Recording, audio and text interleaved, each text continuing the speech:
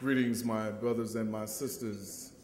We are here at the Hall of Fame of Youth Developers. This is a special evening for PASE. It is our chance as a field to celebrate the important and innovative work of our after-school educators. It really is an honor to be here with you tonight, back again with PASE. I don't know how many years we've been doing it now, but look how big this event has become, how much it has grown. I think that tonight is actually a great night because we bring together such diverse groups of people who really believe in the power of the after-school field. They are in philanthropy, they are in boards of directors, they have headed educational institutions, and they have been national experts in youth development. So many people don't understand and don't fully respect this field. And I think that's the power of PASE, and that's the power of all of you, is that we know that the after-school field can make that difference. There's a better understanding that the out-of-school hours are an extraordinarily important part of a child's day that's distinct from school, but is also helping a child navigate their way to adulthood.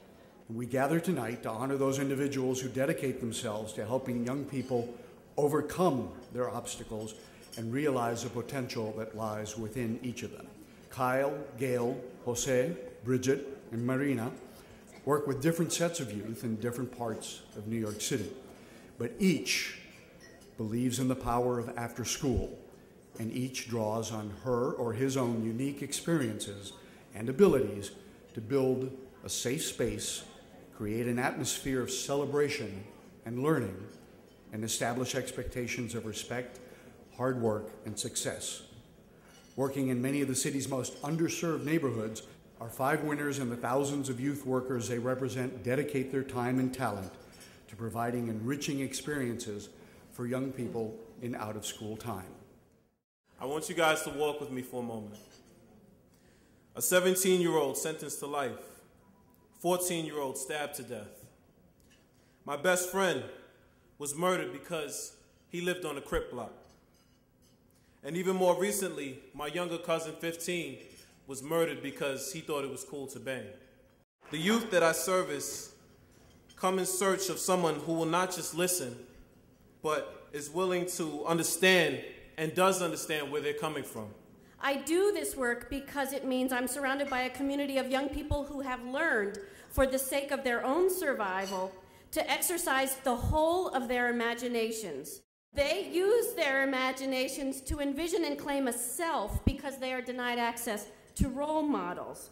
They use their imaginations to figure out how to stand up to harassment that follows them down the hallways at school. We remember what it was like to be young, often unsure, fragile, perhaps even at risk.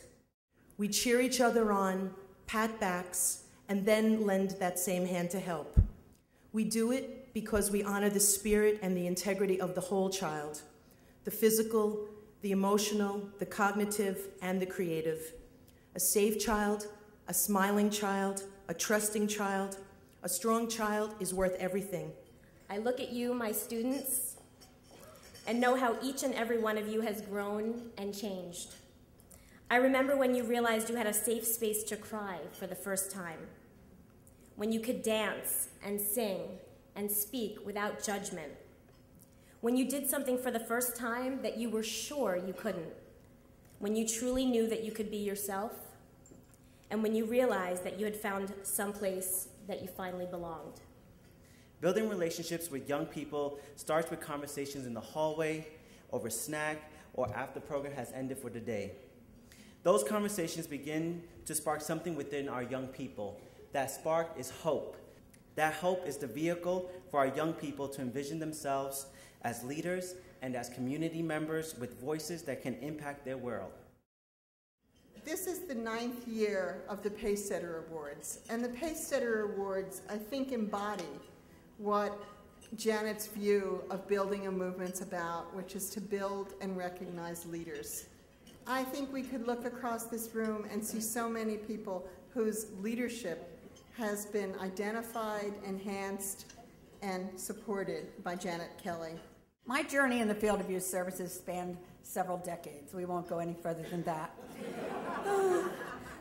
Primarily working with young people who lack the many resources that many of us have, but who had a certain resiliency, a capacity that was just waiting to come out. And our accomplishments together have helped shape this field of after school. If our goals are to develop creative, flexible, innovative leaders who can think out of the box and problem solve effectively, then the team of folks with whom I have collaborated is on the right road, and the young people with whom we work will have the skills necessary to function in this global society.